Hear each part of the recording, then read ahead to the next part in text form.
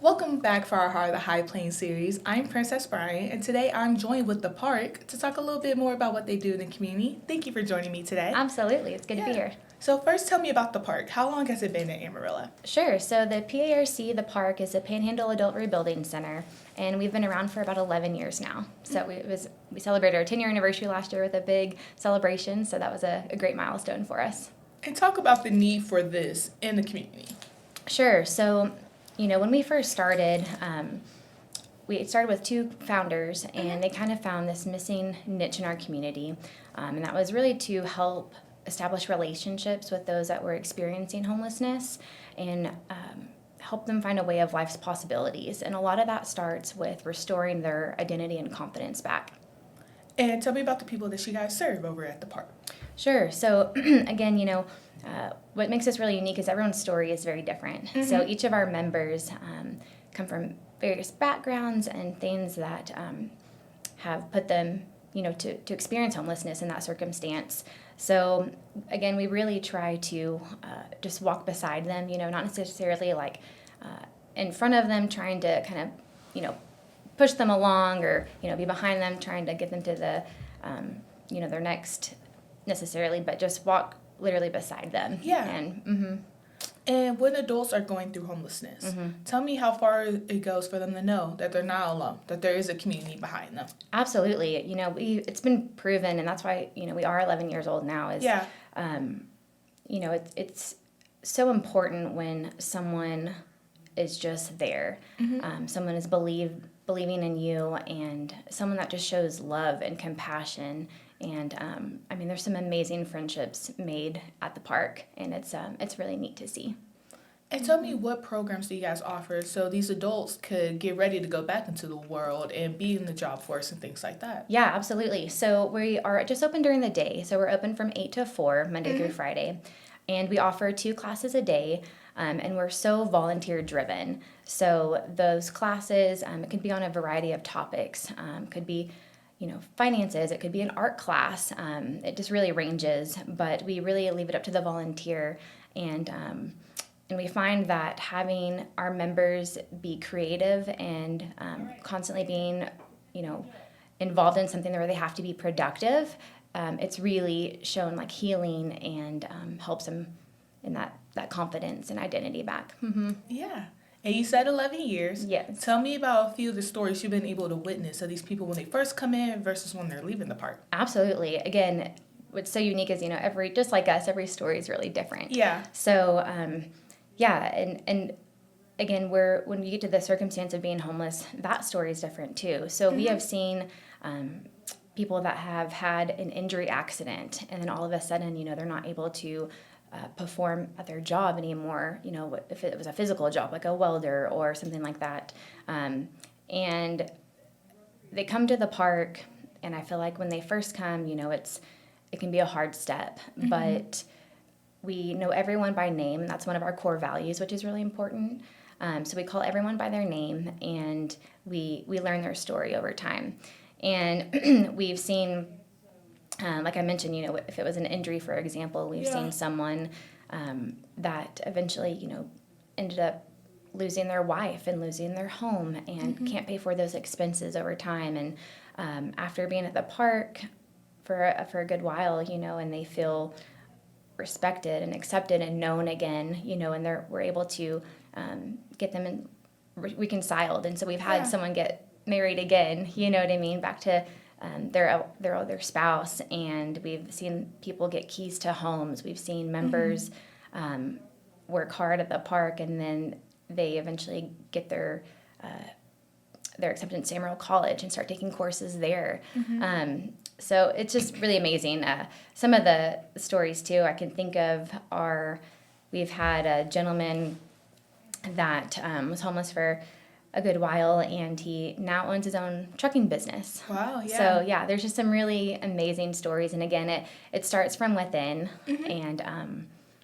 and giving them that confidence to move on to that next step. Yeah. And I think it's interesting, you talked about how some of these people end up homeless because of an injury or something like that.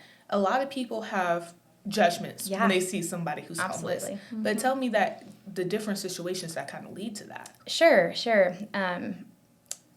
And I do want to encourage, it's really hard sometimes to explain the park, but when you witness it firsthand, if you go up there and you're able to see the interactions being made and things like that, it makes a lot more sense.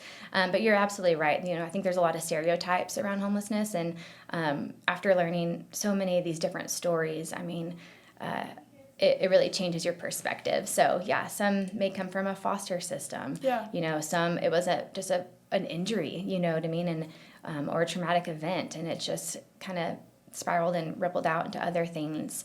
So I definitely think there is some stereotypes still to break with homelessness, and again, I think volunteering up at the park, it can help a lot to really change your perspective and do some change in our own hearts. Yeah. So. And tell me, how does the park differ from the traditional shelters that you see in the area? Yes, so we have a lot of differences. So the first off, we are only open during the day. Okay. So it's not necessarily like we're providing, a home or a shower or a meal, even though there's usually food up there at the park at all times, just from, churches and our very generous donors. So, but yes, it's not so much like the outside external needs. Again, it's more of change in the internal, and getting to know our members and establishing that relationship. I feel like we're very relational, and it just makes all the difference, I think. We've had a lot of members too come, and when they first come, they're very reserved, or they're shy, or they won't speak a lot. And in a short few weeks or months, they're hugging our staff members, and they truly feel the community and the family when they're there at the park. Yeah. And you refer to them as members. Yes. Tell me about putting them on that same playing field and letting them know they could build those connections with Absolutely. Yeah, that's a great question. So I'm glad you pointed that out. Yeah. So again, one thing too is over 11 years we've remained consistent. We haven't changed, and I think that really makes a difference, because for them change is hard. Yeah. So being that consistent, resource and facility for them is key, first off. And, where we call everyone by name, which is, I think, something really unique to the PRC. Again, we know their story, we know their background, we know what their preferences, their body language. You really get to know these people over time. And they're just like us, like you said. So it's not even, sometimes I think homelessness gets this like stigmatism of, I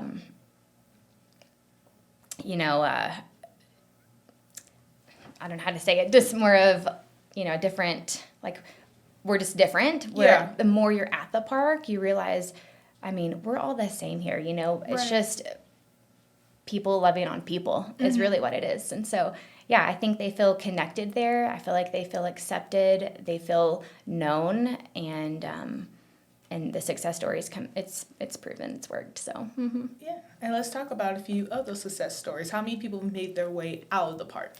Yeah, so many. Yeah. I don't have the numbers actually in front of me, but I will say, I know we'll kind of get to this in a second, but we have just built a new building, and we have seen those numbers increase. And so all of our numbers as far as the brand new members that are coming in have increased. The amount of attendees and the amount of unique individuals, things like that, they're all increasing with this new building. So I'm just so excited and proud of just kind of what we've done. Yeah.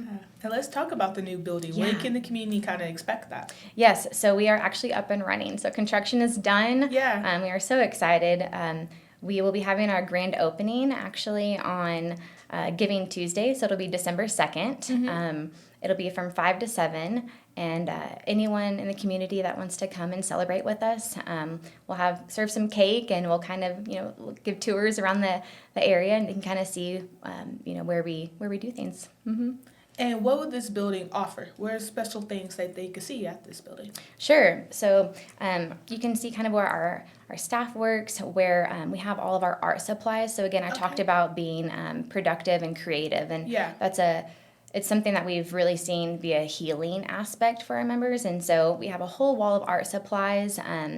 We always say there's so many ways to help give back to the park. So obviously, with our new building and that campaign that we've had for several years, financially is always so helpful. But other ways too, again, like volunteering and hosting classes, but also donating things like art supplies or office supplies. We use those on a daily basis. Our members are always being creative with different workshops using art. So, yeah. And you mentioned art classes. Are there any other classes that you guys also do to kind of give them that hands-on experience? Yeah, so again, we kind of usually leave it up a little bit to the volunteer. Yeah. And I've seen an array of topics over the years. So I've seen everything from kind of a financial class, just kind of learning a small budget and how to work with that. I've seen watercolor classes, like a welding class or a weaving of materials to make something unique and beautiful and new, which is a lot like the park and our stories. I've seen kind of like some psychology classes or even Bible classes. It's really all over the map, and that's what's kind of fun about it.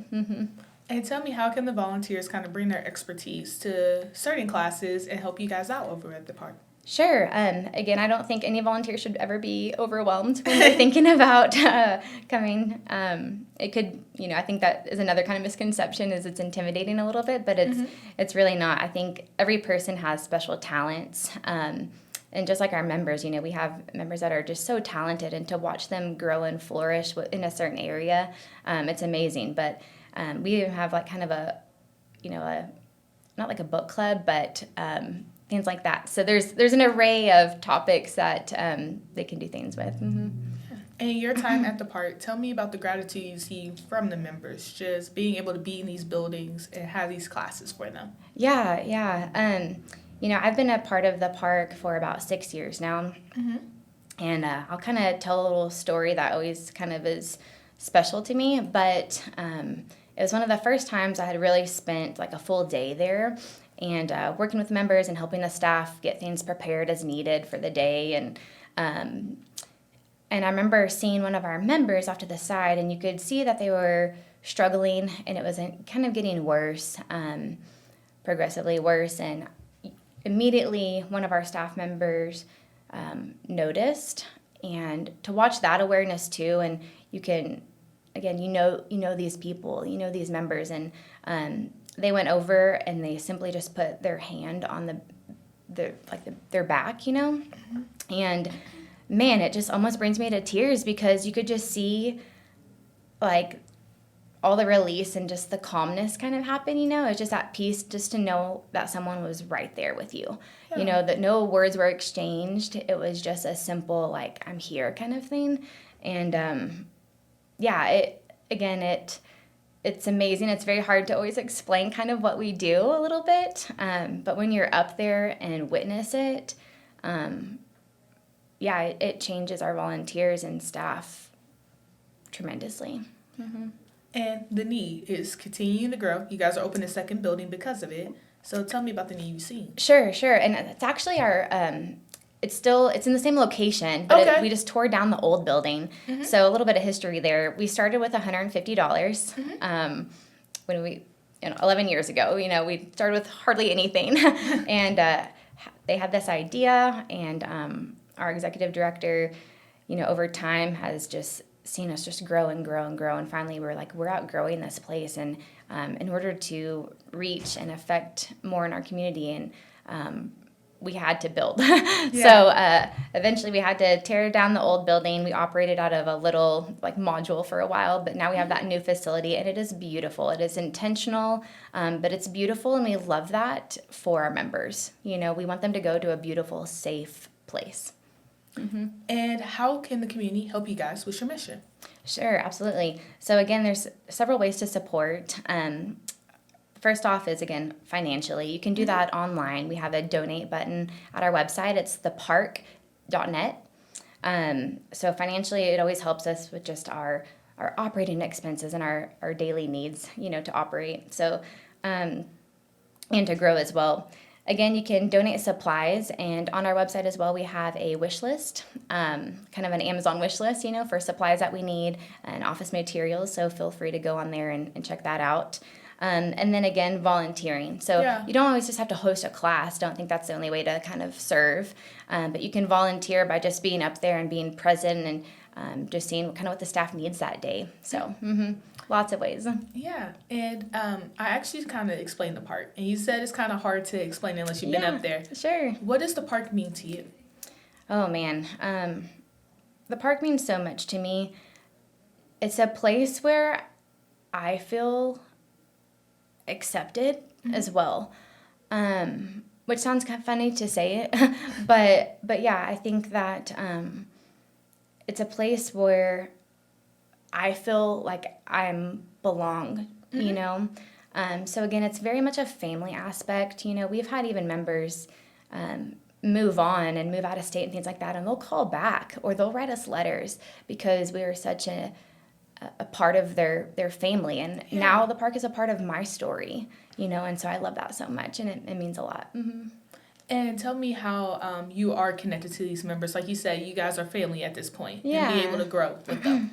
Yeah, absolutely. To see, just like a friend, to see them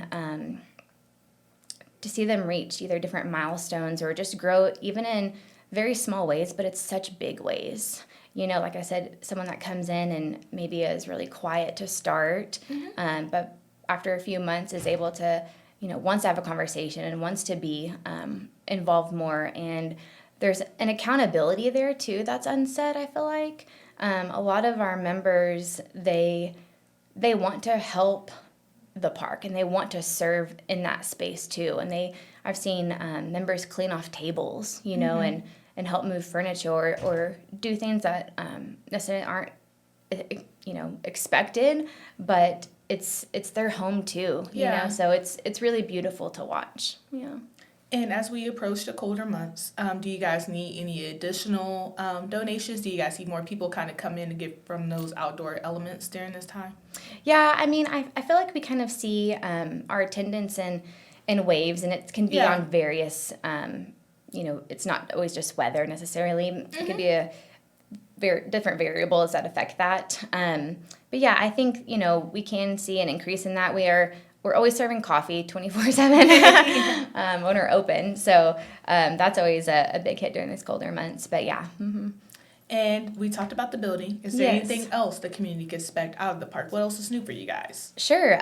We'll work with the chamber. We're having a ribbon cutting, and that'll come in January. So January 8th at noon, we'll have a ribbon cutting. We would love for the community to come by and be involved in that and see our space. And, we're right off of 6th Street. So as you drive by, we even have one of the Fruits of the Spirit statues that the city is kind of putting around town, and we have ours is love. So you'll see that out front, which is kind of a little marker of who we are and what we represent. Yeah, and talking about that, and tell me how it really goes back to what the park is and how you guys are just bringing love to these people in their time of need. Yeah, I mean, I think, people tend to overcomplicate things, but at the end of the day, it really is just people loving on people, and people respecting each other. And, another thing that kind of is unique to our culture, which we've never changed from some of these core values that we have, but it's that no one ever runs out of chances.